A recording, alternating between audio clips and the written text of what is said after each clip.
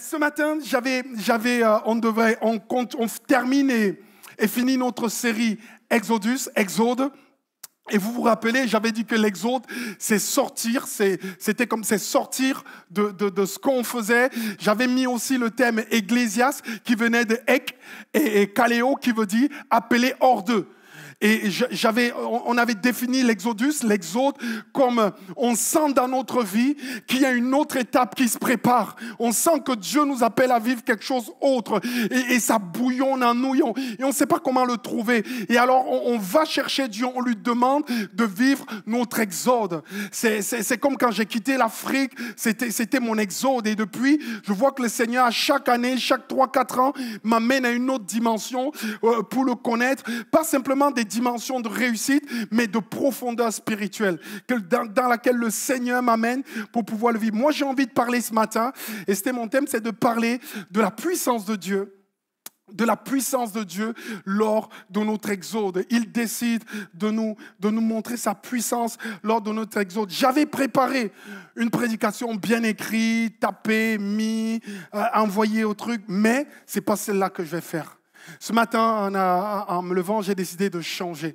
Et le Seigneur m'a demandé de lire un texte et de vous dire ce qu'il allait faire. Et celle-là, elle ne vient pas de moi, elle est made in Dieu. Donc, du coup, désolé. Si le message ne vous plaît pas aujourd'hui, ne venez pas m'accuser. Du coup, je dédouane toute responsabilité parce que ce matin, je me mets en mode obéissance. Et c'est comme si le Seigneur me montrait ce qu'il allait faire au milieu de nous.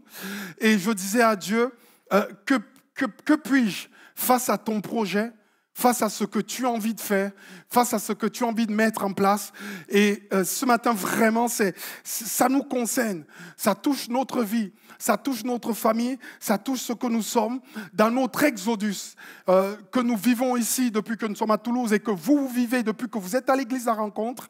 Dieu a envie de nous amener plus loin et Dieu déclare son projet. Si vous avez votre Bible, et vous pouvez le relire ce texte, chez vous. Vous pouvez le trouver, ce texte, c'est dans Ézéchiel, au chapitre 47. Vous pouvez lire avec moi, c'est vraiment un texte fort. Ézéchiel, au chapitre 47, la Bible dit, « Ensuite, l'homme m'a fait revenir vers la porte du temple. J'ai vu que de l'eau sortait sous le seuil du temple à l'est, car la façade du temple était orientée à l'est. L'eau descendait sous le côté droit du temple, au sud de l'autel. Puis il m'a fait sortir par la porte du nord. Il m'a fait faire le tour par dehors jusqu'à la porte extérieure qui est orientée à l'est. J'ai vu que l'eau coulait du côté droit. Lorsque l'homme s'est avancé vers l'est, il tenait un ruban à mesurer. Il a mesuré 500 mètres. Puis il m'a fait traverser l'eau. J'en avais de l'eau jusqu'aux chevilles. Il a mesuré encore 500 mètres et il m'a fait traverser l'eau. J'en avais de l'eau jusqu'aux genoux. Il a mesuré encore 500 mètres et il m'a fait traverser. J'en avais jusqu'à la taille. Il a mesuré encore 500 mètres. C'était devenu un torrent que j'étais incapable de traverser car l'eau était si profonde qu'il fallait y nager. C'était un torrent qu'on ne pouvait pas traverser. Alors il m'a dit, « As-tu bien regardé, fils de l'homme ?» Puis il m'a entraîné et ramené au bord du torrent. Quand il m'a ramené, j'ai vu qu'il y avait sur la rive du torrent une grande quantité d'arbres de chaque côté. Il m'a dit, « Cette eau sort vers le district est. Elle descendra jusqu'à la plaine et se jettera dans la mer morte. Lorsqu'elle sera déversée dans la mer, l'eau de la mer sera assainie. Tout être vivant qui grouille vivra partout où le torrent parviendra. Il y aura une grande quantité de poissons, car là où cette eau parviendra, tout sera assaini. Là où parviendra le torrent, il y aura une provision de vie. Des pêcheurs se tiendront sur les rives, depuis Engedi jusqu'à Englaïm. on étendra les filets. Il y aura des poissons, des diverses espèces, comme les poissons de la Méditerranée. Il y aura une grande quantité. Ces marais et ces étangs ne seront pas assainis. Ils seront exploités par le sel, pour le sel. Le long du torrent, sur chaque côté de ces rives, pousseront toutes sortes d'arbres fruitiers. Leur feuillage ne se flétrira pas. Ils ne cesseront jamais de porter du fruit. Ils donneront du fruit tous les mois, parce que l'eau qui les arrose sort du sanctuaire, parce que l'eau qui les arrose sort du sanctuaire. Leurs fruits serviront de nourriture et leurs feuilles de remède. Amen. Est-ce qu'on peut prier le Seigneur? Seigneur, je te prie au nom de Jésus parce que ta parole, elle est vivante. Seigneur, au nom de Jésus, imprime ce texte dans notre cœur. Montre-nous ta grandeur. Seigneur, viens nous impacter parce que tu as envie de faire. Seigneur, je te prie au nom de Jésus que l'interprétation de ce texte soit donnée à chacun par le Saint-Esprit. Je prie enfin que, Seigneur, tu ouvres, Seigneur mon Dieu, l'entendement de chacun d'entre nous. Que le plus petit l'entende comme tu veux qu'il l'entende. Que le plus âgé l'entende comme tu veux qu'il l'entende. Que l'homme l'entende comme tu veux qu'il l'entende. Que la femme l'entende comme tu veuilles qu'il entende. Seigneur, je t'en supplie, manifeste ta présence par ton Saint-Esprit ce matin. Au nom de Jésus, Amen. Voilà ce que Dieu va faire. Ce que Dieu va faire, et c'est extraordinaire. J'ai relevé 4 choses ce matin. Il se passe toujours quelque chose dans le temple de Dieu. La Bible dit, lorsqu'il me fit voir le temple. Ce matin, je vais être comme spectateur de voir ce que Dieu fait au milieu de nous. Il se passe quelque chose dans le temple. L'eau sortait du temple. Le temple représente la présence de Dieu. Le temple représente quand on se réunit, on est ensemble. Dieu déverse sa présence. Il n'y a pas de temple sans l'action de Dieu. Quand nous sommes arrivés à Toulouse et qu'on a vu cette ville, j'allais parfois en centre-ville prier. Je me baladais dans les rues du centre-ville, je priais le Seigneur. Je disais, Seigneur, mais comment tu vas agir dans cette ville? Comment tu vas te manifester? Qu'est-ce que tu vas faire, Seigneur? Je ne savais pas. J'ai attrapé quelques personnes, je parlais de Jésus et j'ai commencé à prier chez moi. Et ensuite, on s'est mis à 2 familles à prier dans notre maison. On n'aurait jamais su que de notre maison, on commençait à construire le temple du Seigneur. On n'aurait jamais su qu'à quelques personnes, avec nos enfants, on commençait à construire le temple du Seigneur. Quelques personnes ont décidé de nous rejoindre. On s'est trouvés ensemble et le temple a commencé à grandir. Et ensuite, on a vu que lorsqu'on a construit ce temple, dans le temple, ce n'est pas les bâtiments.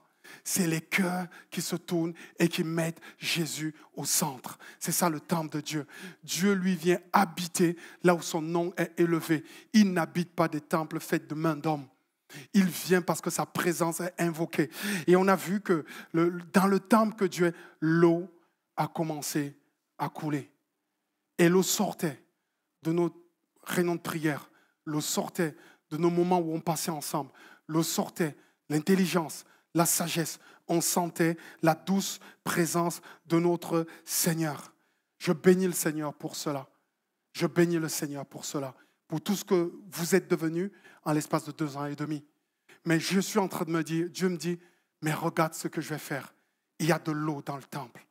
Ce qui compte, ce n'est pas le style, ce n'est pas la méthode, ce n'est pas les lumières, ce n'est pas les micros, ce n'est pas les chanteurs, c'est qu'il y a de l'eau. Il y a de l'eau. Depuis que je suis à Toulouse, je vois de l'eau dans le temple. Je l'observe. Ça me dépasse. Ça dépasse mon entendement. Je vois de l'eau. J'observe. L'eau commence à être dans le temple. L'eau commence à couler. Il y a une manifestation de Dieu au milieu de nous qu'on ne peut le nier. J'ai des appels, des coups de fil, des personnes. Il y a de l'eau, des gens de la ville, des gens qui nous visitent, des gens qui nous écrivent. Il y a de l'eau. Il y a de l'eau dans le temple. L'eau signifie le Saint-Esprit. L'Esprit de Dieu a de la liberté au milieu de nous et il est en train d'agir. Je n'ai pas trop de notes ce matin, donc du coup, si vous voyez que je suis en train de broder, soutenez-moi. Et donc, du coup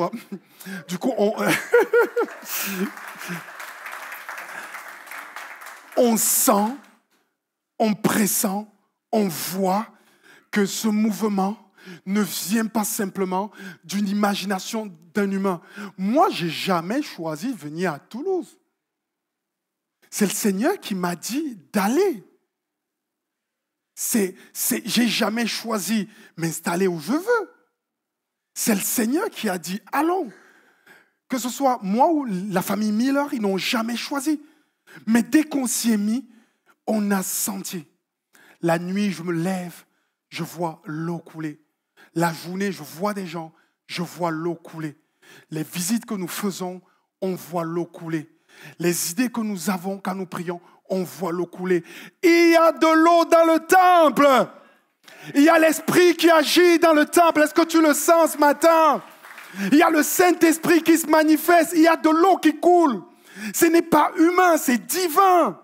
Il y a quelque chose qui se passe. La deuxième pensée que j'avais, lorsque l'eau coule, ça commence par un filet, mais ça se transforme en un fleuve. Ça commence, c'est bizarre parce que normalement, quand l'eau sort du temple, selon le verset qu'on a lu, quand la source d'eau sort, normalement, elle part en se réduisant. Normalement, dans les normes de... Vous voyez les sources, si vous regardez, vous observez les courants, c'est toujours la grande source, et puis en descendant, ça se réduit. Mais sauf que dans le texte, c'est inversé. Elle sort du temple. Il dit, suis-moi. L'homme qui marche devant lui, qui représente Jésus, c'est le maître du temple. C'est l'alpha et l'oméga. Suis-moi. Il mesure 500 mètres. Et avance. L'eau qu'on voyait dans le temple, je l'avais jusqu'aux chevilles. Est-ce qu'il y a des gens à la rencontre, vous ne venez que de rentrer, vous avez que de l'eau jusqu'aux chevilles? J'ai commencé à voir l'eau jusqu'aux chevilles. J'ai dit, Seigneur, tu es ici. Je le sens depuis mes pieds. Mais Seigneur, il m'en manque encore beaucoup. Quand l'eau est cheville, tu peux traverser la rivière. Tu peux avancer. Mais il t'en manque beaucoup. Il mesure encore 500 mètres. J'avais de l'eau jusqu'aux genoux. Ouh! Quand c'est déjà jusqu'aux genoux, c'est un peu plus compliqué. Tu es obligé de faire confiance au courant. Tu commences à apprendre bien l'obéissance, à sentir comment le courant marche, parce que tu peux être renversé, tu l'as jusqu'aux genoux. Est-ce qu'il y a des gens parmi nous qui disent, Seigneur, j'ai la présence de Dieu, mais jusqu'aux genoux. Et il ne s'arrête pas là. L'homme qui marche devant, il mesure encore 500 mètres. Il dit, mais jusqu'à la taille. Ouh, la taille, tes limites, si vous êtes allé en montagne, quand tu passes à la taille, tu peux basculer rapidement. Basculer rapidement. Tu dis, Seigneur, je suis déjà bien. Mais il mesure encore 500 mètres. Et l'homme est compris et il ne mesure plus rien. C'est comme si le flot de l'esprit commence à le conduire. Et il s'abandonne à Dieu et il se laisse guider par le Seigneur. Moi, j'ai envie d'avoir l'eau qui me remplit. Amen. J'ai envie d'avoir l'eau qui saisit tout mon être. Est-ce qu'il y a des gens ce matin qui m'entendent ou pas? Dis à ton voisin, toi tu vas avoir l'eau jusqu'à où? Là où tu vas avoir jusqu'à l'eau, jusqu'à où? Dieu va te le donner. Tu vois la présence de l'Esprit de Dieu jusqu'à où? Dis au Seigneur, remplis-moi. Je veux que l'eau qui coule dans le temple ne s'arrête pas aux chevilles, aux genoux, à la taille. Remplisse tout. Ouais. Lorsque l'eau coule, le filet d'eau se transforme en eau. Jésus dit, si tu bois de l'eau que je te donne, l'eau que je te donne se transformera en fleuve d'eau qui jailliront jusqu'à la vie. Jusqu'à la vie, l'eau sort du temple. Je priais le Seigneur et le Seigneur me parle. La troisième pensée que j'avais, la Bible dit que quand l'eau sort, il ne reste pas au temple. Il sort du temple, il dévale, il part et il se jette à la mer morte. Quand j'ai lu le texte, je n'étais jamais revenu sur ce texte. C'est le Seigneur qui me l'a montré, qui m'a dit relis. Quand j'ai vu que l'eau se jetait à la mer morte, alors j'ai pleuré. J'étais allé en Israël, on avait fait un voyage. J'avais pris un jour quelques jeunes. Je leur ai dit, vous voulez visiter Israël? J'ai négocié les prix et tout avec la compagnie de voyage. 300 € le billet d'avion. J'ai négocié là-bas, on dormait dans le quartier arabe et tout. On a refusé de prendre des guides et tout. On a loué nous-mêmes notre 9 places et on visitait comme on pouvait. Et un jour, on est allé visiter la mer Morte. On s'est mis la boue là qui se met dans la mer. Ils se mettent une espèce de boue qui purifie la peau. La mer Morte, elle était tellement salée que j'ai béni le Seigneur de ne pas avoir appris à nager. Parce que... Pourquoi vous riez? Parce que quand tu rentres dans la mer Morte, tu ne peux pas couler. L'eau, tellement le sel est énorme que l'eau te ramène au-dessus. Donc je me suis dit, enfin une piscine où je suis tranquille. Je ne peux pas. Mais sauf que ce qui m'a marqué à la mer Morte, c'est que tu n'as aucun poisson. Tu n'as quasiment aucune vie visible. Et je me dis, mais quand on lit dans le texte, il dit que l'eau va aller à la mer Morte. Et quand on lit le texte, on dit, elle se jette à la mer Morte. Et là, il y a une grande quantité de poissons. La Bible dit que quand cette eau parviendra, elle va tout assainir.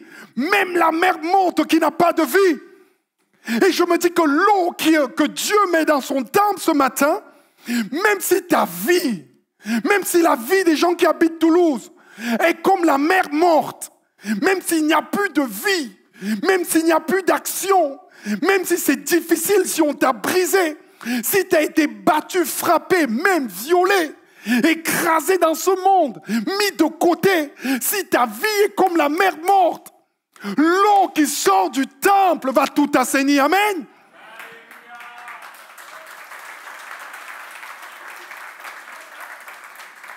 L'eau qui sort du temple va tout assainir. Alors que ta vie ne produisait plus rien. Tu es arrivé dans ce lieu comme étant séché. Séché par la vie. Le sel est quelque chose de terrible, ça tue tout. Le sel, ce qui est terrible, c'est qu'il conserve les choses dans les mêmes conditions. Quand on met le sel quelque part, ça peut conserver 100 ans. Depuis combien de temps on t'a bloqué, arrêté, dans la même situation? Quand il n'y a rien qui se produit, même en arrivant dans ce lieu, tu dis, j'essaye encore cette église-là. Puisque de ma vie, j'ai vu beaucoup de choses. Celle-là, on va voir s'il est capable de faire quelque chose. Alors ils viennent, certains, ils regardent le pasteur, il est déjà bizarre. Ça ne va pas le faire. Parce qu'un pasteur, il met costard, cravate, grosse Bible. Lui, parfois, il y a costard, mais il n'y a pas cravate. Parfois, il y a veste, mais il n'y a pas costard. Donc, sans costard, sans cravate, parfois, il y a Bible, parfois, il y a iPad. Où est Dieu dedans? Ça commence mal. Mais j'ai juste envie de te dire, il ne s'agit pas du pasteur. Il ne s'agit pas des chrétiens. L'eau coule. L'eau coule. L'eau coule. Si tu ouvres ton cœur ce matin, tu dis, Seigneur, mon cœur est comme la mer Morte. Mais l'eau qui sort du temple, l'Esprit de Dieu, envoie-le-moi, Seigneur. C'est la déclaration de Dieu pour notre église, pour notre ville. Si on te demande, qu'est-ce qui se passera dans cette église? Dis, l'eau coule. Et l'eau coulera. Il remplira les chevilles, les genoux, la taille. Il ira à la mer Morte. Et il la saignera, tout ce par quoi ils passeront. Merci Seigneur. La 4e chose que j'ai envie de dire, c'est que quand l'eau coule, la Bible le dit, quand l'eau coule, il y a une grande quantité de poissons. Quand ça arrive à la mer Morte, chaque côté de la rive, il y a des arbres fruitiers. La Bible dit, le feuillage ne se flétrit point. Et ils ne cesseront point de porter du fruit. Dieu déclare, quand l'eau du temple vient dans ta vie, ton feuillage là, les saisons qui varient. Parfois, on avait inventé une expression, parce qu'on était parfois bien, parfois pas bien, parfois bien. On avait inventé une expression, on disait qu'on était les chrétiens de Pentecôte, de Pentecôte, de Pentecôte, de Pentecôte, de Pentecôte. Parce qu'on variait. C'est encore à la mode, ça c'était il y a 40 ans. Bon bref, j'ai trouvé dans les églises, on disait déjà ça. Parfois, on est des chrétiens de Pentecôte, de Pentecôte. Il y a des pentes, il y a des côtes, des pentes, il y a des côtes, des pentes, il y a des côtes. Mais là, l'eau qui vient du temple, il est écrit que l'eau qui vient du temple, ton feuillage ne peut pas se flétrir. Parce que c'est une eau, c'est le Saint-Esprit, c'est une eau d'une autre espèce, c'est une eau qui n'est pas humaine, c'est une eau qui est créatrice, c'est une eau qui est libératrice, c'est une eau qui est transformatrice, c'est une eau qui amène le changement, c'est une eau qui est particulière. Si tu bois de cette eau, si tu restes dans le temple et tu laisses cette eau couler dans ta vie, il y a quelque chose qui va arriver. C'est notre destinée et c'est ce par quoi nous avons construit ici. Alors, quand je me tiens à genoux et que je prie le Seigneur, maintenant je prendrai ce texte et je dirai à Dieu, fais comme tu as dit. Fais comme tu as dit, agis comme tu as dit, montre comme tu as dit que tu allais faire. Seigneur, je veux te servir, mais fais comme tu as dit. Il a dit, ton feuillage ne se flétrira pas. Tu donneras, tu donneras, ils ne cesseront pas de porter du fruit. Le fruit que nous portons, c'est un fruit d'abord intérieur. Le fruit de l'esprit. Ce fruit est intérieur, la joie, la paix, l'amour, la patience, la bienveillance. C'est le fruit que l'esprit donne quand l'eau arrive et qu'elle t'abreuve. Ce fruit d'abord intérieur. Et ensuite, ce fruit est extérieur. Parce que ce que tu dégages, ce que la vie de Dieu dégage, ce qui l'amène, des dons naturels que tu as depuis que tu es enfant. Il développe les dons naturels que Dieu t'a donnés parce que, pour sa gloire.